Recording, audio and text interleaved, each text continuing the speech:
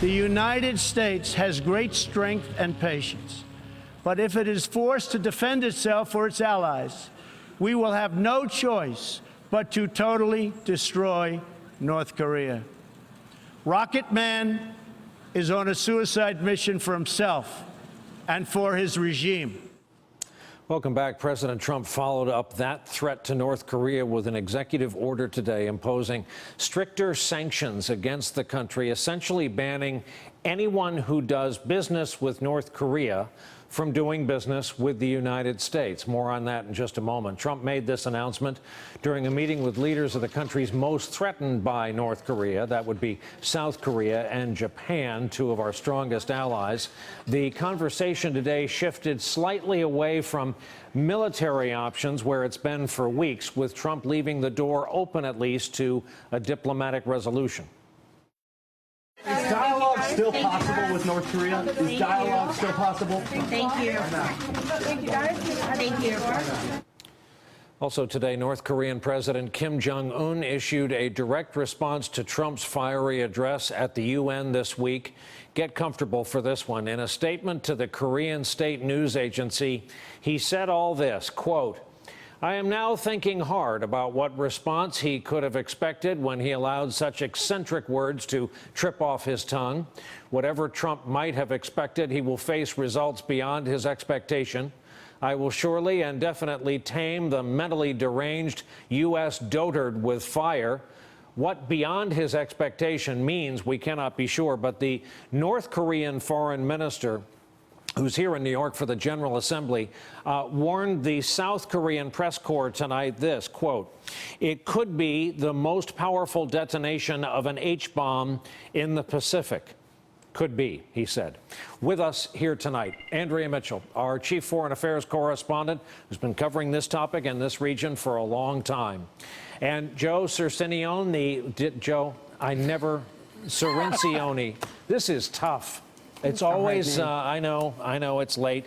Joe Cirincione, author of 3 relevant books for our conversation. Nuclear Nightmares, Securing the World Before It's Too Late. Bomb Scare, The History and Future of Nuclear Weapons, and Deadly Arsenals, Nuclear, Biological, and Chemical Threats. He's also a veteran of the House Armed Services Committee staff and teaches at Georgetown University, where they have to get his name right at the completion of the term. For the record, dotard was the most searched for term of the night on Webster's, and it means old or senile, or in my case, unable to get Cirincione right. So, Andrea, we'll start with you. A day of bellicosity, a day of real sanctions. Where does this thing stand as of tonight? Well, sort of good news and bad news, and I'm not going to even attempt Joe's last name, but just his book covers are enough to scare the heck out of you. I know, and we've known him for years. Yes. So let's talk first about perhaps the positive side. The president acknowledging that there is still room for dialogue or diplomacy, and this in answer to a reporter's question, and also successful sanction announcements. I mean, whether they are carried out, whether there is cheating, remains to be seen. But someone as smart as John McLaughlin, the former deputy CIA director, whom you know well, was saying to me earlier today that this is real, this will bite, because this is China's central bank agreeing to basically go along with the system that the Obama Treasury used to get Iran to the bargaining table, which was to use the banking, the international banking system known as the SWIFT system, so it does against the rogue state. It basically means, if I can paraphrase Steve Mnuchin at a briefing today, you can either decide, if you're a nation or a bank, whether you want to trade in dollars or deal with the U.S. or deal with Pyongyang's currency in Pyongyang. You can't do both. So if you want to deal in the world economy, which China does, which Russia presumably does, you can't also deal with Pyongyang. This would, if effectively monitored, actually cut off the flow of resources to North Korea and cripple eventually its a very expensive military system. That said, there's been a lot of cheating before.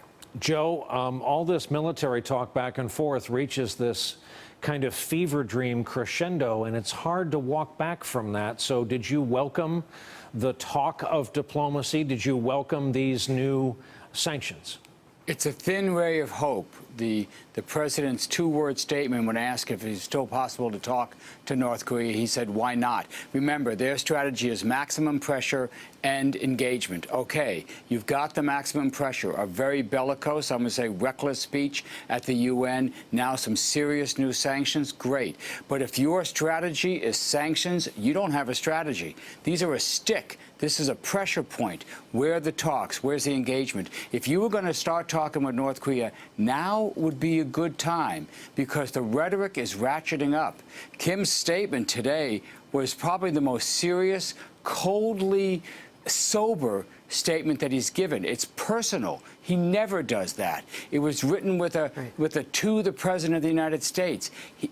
If Donald Trump thought that he had solved this problem with a tough speech and some tough sanctions, you see them slapping high fives and spiking footballs, this game ain't over. It's just beginning, and it could get ugly very quickly. Hey there, I'm Chris Hayes from MSNBC. Thanks for watching MSNBC on YouTube. If you want to keep up to date with the videos we're putting out, you can click subscribe just below me or click over on this list to see lots of other great videos.